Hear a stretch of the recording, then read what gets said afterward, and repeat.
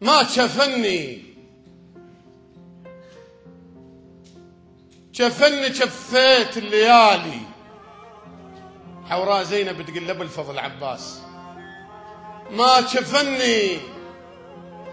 ويا ريت تشفنك قبلك شفني بالعباس لو غيرك شفني ترانا الكربلة ما عد جي ويقلها وزن داي حتى بالعرش يسمع وزن داي سجيل العتب كل كلمة وزن داي فديت النحر وعيوني وزن داي وكل هذا وحس تقصير بي تقول له حاشاك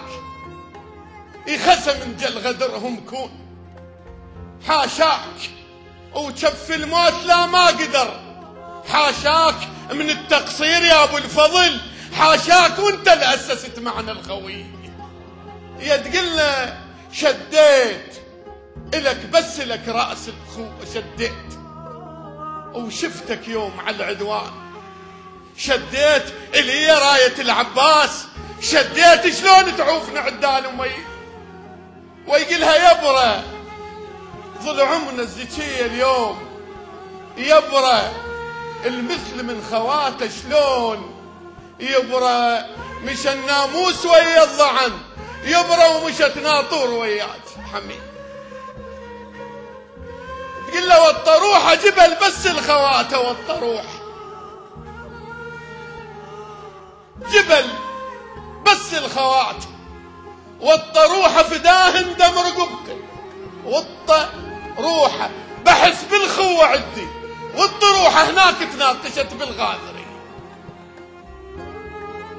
دقيت صدرك قوم اجتني القوم وشف نيرانهم كالطار في ذيالي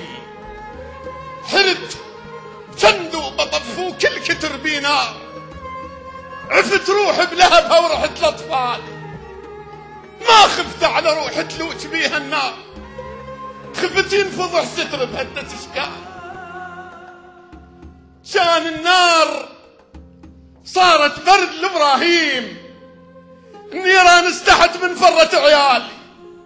اخوي اسمه المروه ابو الفضل سموه الوالد لوق له وما غيره الوالي ترضى مروتك انا لا الاقي القوم ولا الطولي تحسر شوفة خيالي ادري بكلمتك تعرق خجل ودموع وبس بكلمتك شد راس دلالي شاهيت الكفاله الذبن بين اجناب ما هذا مرام بيك يا الغالي انت اللي قلت بيناتنا العباس تروحين وتجين مدلله بجالي هاي انا جيت وقوم رد وياي لا تعوف الثياب الشرسه تبرالي اقعد يا ثمر قلبي ودليلي اقعد يا ابو فاضل احكيلي يا خويا انا ياهم نطلع وياكم جفيلي ما هذا مرام بيك يا الغالي انت اللي قلت بيناتنا العباس تروحين وتجين مدلله بجالي هاي انا جيت وقوم رد وياي لا تعوف الثياب الشرسه تبرالي تنادي ابا الفضل اين انت يا ابا الفضل اين انت يا من تكفلت بحالي المراجل تستحي صد القفاك الغيره يمك وقفت مغشاي الغيره قبلك رمح فزعت مو وراك يوم نويت على المسناي